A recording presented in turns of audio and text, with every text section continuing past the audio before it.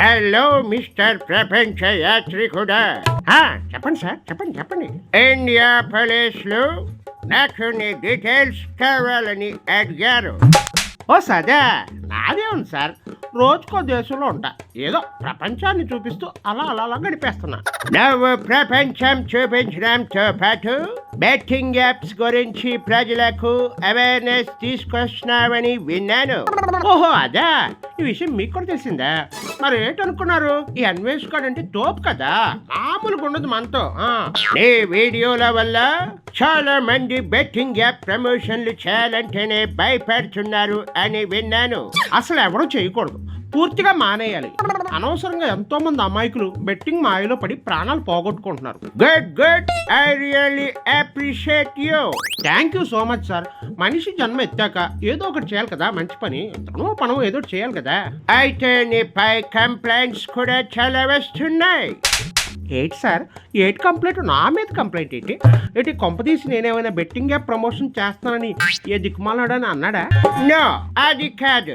నువ్వు ఆధారాలతో కొంతమందిని చూపిస్తున్నా. That's good work. బట్ కొంతమందిని నిరాధారంగా ఆరోపిస్తున్నావు. అలా ఏంటి ఉండదండి. ఇప్పుడు నాకు వచ్చిన ఇన్ఫర్మేషన్ ప్రకారమే నేను వీడియోలు చేస్తాను. ఇప్పుడు నీ పైన కేసు కూడా నమోదయ్యింది. ఏంటి కొంపదీసి ఈ దేశంలోనా? నా వీడియోలు ఇక్కడ ఎవడైనా చూసి బెట్టింగ్ యాప్ చేసేవాడికి తగిలాయా? ఇక్కడ కాదు, తెలంగాణలో ఓ కానిస్టేబుల్ నీ పైన కేసు పెట్టాడు. నా పైన? దేని గురించి, ఎందు గురించి? నువ్వు పెద్ద వాళ్ళను, అధికారులను, మెట్రోకి సంబంధించిన వాళ్ళను అందులో ఏదో బెట్టింగ్ యాప్ ప్రచారం జరుగుతుందని ఆరోపించావు అట కదా? అవునవును, వాళ్ళ పేర్లు కూడా ఉన్నాయి, అదే వీడియోలో కూడా చెప్పాను. అయితే అదే వాళ్ళు సీరియస్ గా తీసుకున్నారు. నిరాధారమైన ఆరోపణలు చేసినందుకు నీపై కేసు పెట్టారు. అక్కడ పోలీసులు నిన్ను అరెస్ట్ చేయాలని చూస్తున్నారు. ఓ, అంతవరకు వచ్చిందా? ఇప్పుడు నాకేదో ఇన్ఫర్మేషన్ ఉంటేనే నేను చెప్తాను, ఓకే? ఇక ఆ కేసులు అంటారా, అవి నాకు కొత్త కాదు, నేను చూసుకుంటాను. దాని గురించే మీరు ఎంక్వైరీ చేస్తారు నన్ను ఇప్పుడు? ఎస్, ఇంకా నీ పైన చాలా మంచి అభిప్రాయాలు ఉన్నాయి, అలాగే చెడు అభిప్రాయాలు కూడా ఉన్నాయి. ఇప్పుడు ప్రపంచంలో ఏ ఒక్కడు తోపు కాదు. ఎంత గొప్పవాడైనా సరే వాడిని కూడా విమర్శించే వాళ్ళు ఉంటారు. అందులో నేను నా పేరు కూడా ఉండొచ్చు, అందులో తప్పేం లేదు. అయితే మ్యాక్సిమం నా వీడియోస్లో అన్ని మంచి చెప్తాను. అయితే అర్థమవుతుందిగా? నువ్వు బెట్టింగ్ లో చనిపోయిన వాళ్ళకి డబ్బులు సాయం చేసి హీరోవి అయిపోయావు. ఇప్పుడు నేను వీడియో చేస్తే నాకు డబ్బులు వస్తాయి.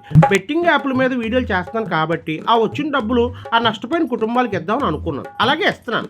కానీ బెట్టింగ్ యాప్ ప్రమోషన్ చేసేవాళ్ళు మాత్రం కనీసం ఒక్క పైసా కూడా ఎవరికి ఇవ్వట్లేదు. అలా ఇచ్చేవాళ్ళు అయితే వాళ్ళు తప్పుడు పనులు ఎందుకు చేస్తారు? డబ్బు మీద ఆశ ఉన్నవాడు డబ్బు పంచాడు. సరే, అది ఓకే.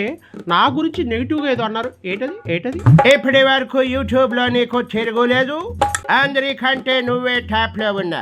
వేరే యూట్యూబర్లు నిన్ను మించి క్రాష్ చేస్తారేమోననే భయం నీకు ఉండి ఎవరు ఎదగకూడదు, నువ్వొక్కడివే ఎదగాలి అని నీ ఆలోచన ఉంటుంది అని, అందుకే ఇలా అందరినీ విమర్శిస్తున్నావు అని నీ మీద నెగిటివ్ టాక్ ఉంది.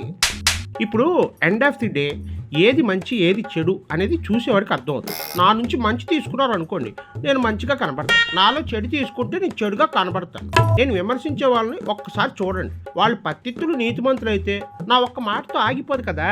తప్పుడు పనులు చేసే వాళ్ళను ఒక మాట అన్న తప్పులేదు, కానీ నిజం తెలుసుకోకుండా మంచి వాళ్ళను కూడా తప్పుడు మనుషులుగా మాట్లాడితే వాళ్ళకు వచ్చే ఫాలోయింగ్ పోతుంది, వాళ్ళ ఛానల్ డల్ అవుతుంది. అప్పుడు అది నీ పైన నెగిటివ్ కి దారి తీస్తుంది. ఒకవేళ అలా జరిగినా కూడా నేను వెంటనే ఇంకో వీడియో చేసి ఇది కాదురా బాబు, నేను అప్పుడు చెప్పాను తెలియక, ఇప్పుడు కరెక్టే, ఈ పర్సన్ కరెక్టే అని చెప్తా కదా. అయినా నీది నువ్వు చూసుకోకుండా నీ హద్దు దాటి అందరినీ విమర్శిస్తూ పోతే నిన్ను పొగిడిన వాళ్ళే నిన్ను తిట్టడం స్టార్ట్ చేస్తారు. అది కూడా గుర్తు పెట్టుకో. అలవాటు అయిపోయిన ప్రాణం కదా, లొడ వాగేస్తూ ఉంటుంది. చాలా వరకు తగ్గించాను సార్. ఏదో ఒక వీడియో చేయాలి, నా ఫ్యాన్స్కి ఆకట్టుకోవాలి, అలా ఏదో మసాలా వేస్తూ చేసేస్తూ ఉంటాను అన్నమాట. మంట పెరిగి మసాలా ఎక్కువైతే అది మాడిపోతుంది, తద్వారా అది నీకే దెబ్బ అవుతుంది. ఇదిగో సార్ మనం ఎదిగే క్రమంలో కొన్ని అటు ఇటు అవుతూ ఉంటాయి, ఇవన్నీ సరి చేసుకుని వెళ్తాం. ఇప్పుడు అందరి మాట వినుకుంటూ పోయాను అనుకోండి, నాకంటూ ఒక డెసిషన్ ఉండదు, ఏదైతే అది అవుతుంది. నా వేలో నేను వెళ్ళిపోతాను. మీరు అన్నారు చూసారా హద్దు దాటి అని, అది కొంచెం ఆలోచిస్తున్నాను, తగ్గిస్తున్నాను. ఇంకొక మాట చెప్పాలి నీకు, నీ నోటి నుండి మంచి మాటలు ఎన్ని వస్తాయో అన్ని వల్గర్ మాటలు కూడా వస్తున్నాయి. ఆడవాళ్లను బూతులు తిడతావని నీకు పేరు ఉంది. ఆడవాళ్లను ఒక ఆట బొమ్మలుగా చూసి మాట్లాడతావని ఒక విమర్శ ఉంది. అది నువ్వు కంట్రోల్ చేసుకోవాలి. బూతులు చిన్నప్పటి నుండి అలవాటు అయిపోయింది. నేను కూడా ఒక 40 days నుంచి బూతులు తిట్టడం మానేశాను. ఆడవాళ్ళు అంటే ఆటగాడు పోటుగాడు ఇవన్నీ ఎందుకు అంటారంటే సబ్స్క్రైబర్లకు ఒక ఊపు తీసుకొద్దాం, అంతేగాని ఆడవాళ్ళని తక్కువ చేయాలని కాదు. ఫైనల్ గా నీకు చెప్పబోయే సలహా ఒకటే, సమాజానికి ఉపయోగపడే మంచి చేస్తున్నావు, సంతోషం. బూతులు మాట్లాడి ఆడవాళ్లను కించపరిచి తోటి యూట్యూబర్లను మంచి వాళ్ళను కూడా నిందించి నిరాధారమైన ఆరోపణలు అందరి మీద చేస్తే నీకున్న పేరు పోయి నువ్వు కూడా బొక్కలోకి పోతావు. అప్పుడు వేరే యూట్యూబర్స్ అన్వేష్ బొక్కలోకి అంటూ నీపైనే థంబ్నెయిల్స్ పెడతారు. Take care. అమ్మనేనో వామ్మో వాయమ్మో.